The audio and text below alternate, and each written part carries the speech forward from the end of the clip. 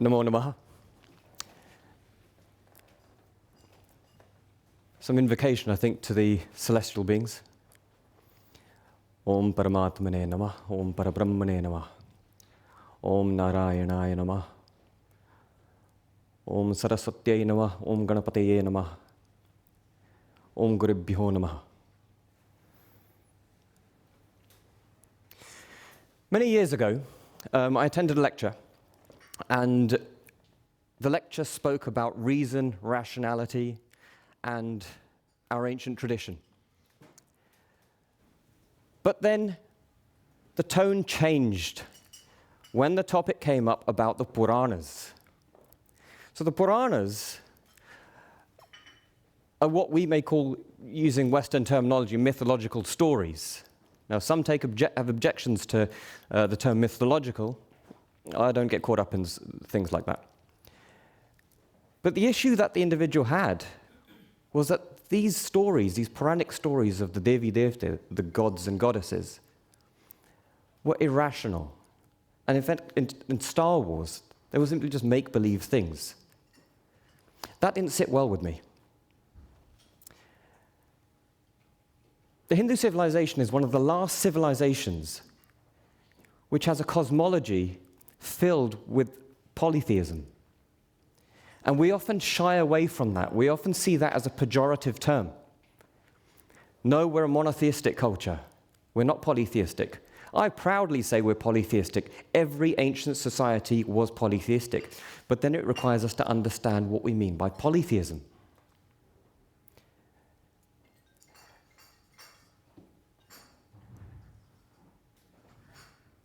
The world of the cosmology that Hindus have of many gods and goddesses, for me, exemplifies a world of color. And I love color. You take that away, you have dryness, you have grayness.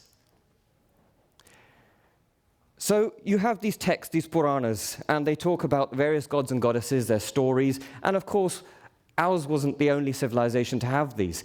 Every civilization had these, until monotheism took over, and ours was virtually the last one.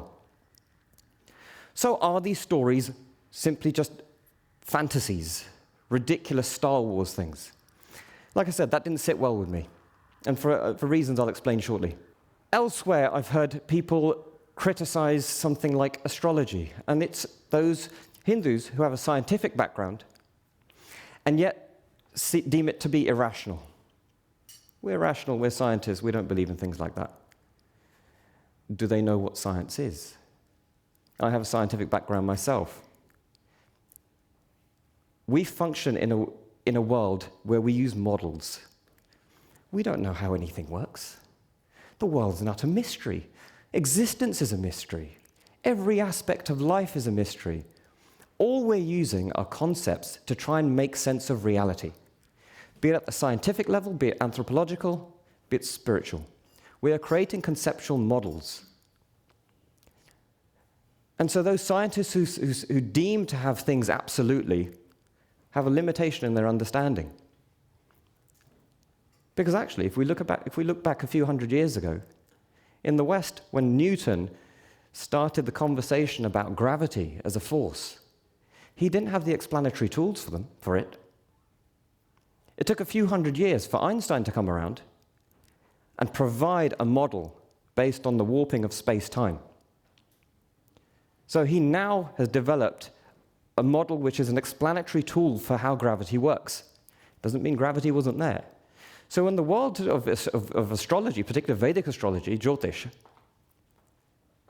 it's far from irrational. The fact is, the thing works. Whether we have an explanatory tool for it is another story. So let's look at a little bit about this. Just go through a few subjects that the ancient world dealt with.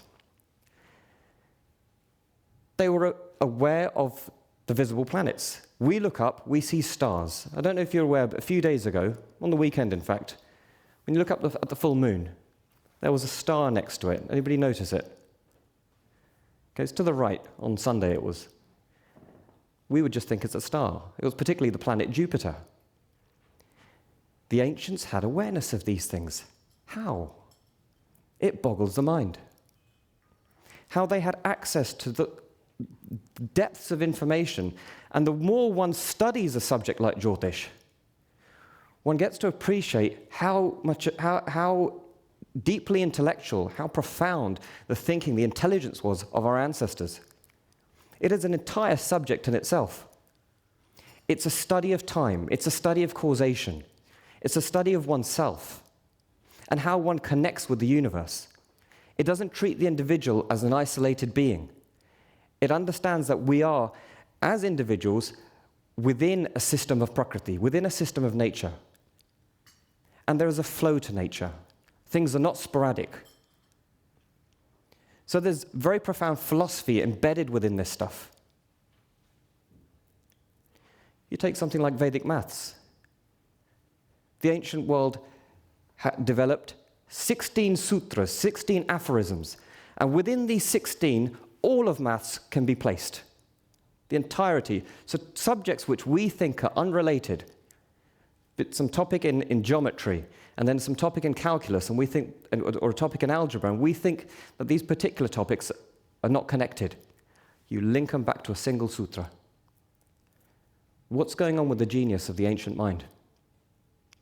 And we think the Puranas are ridiculous stories.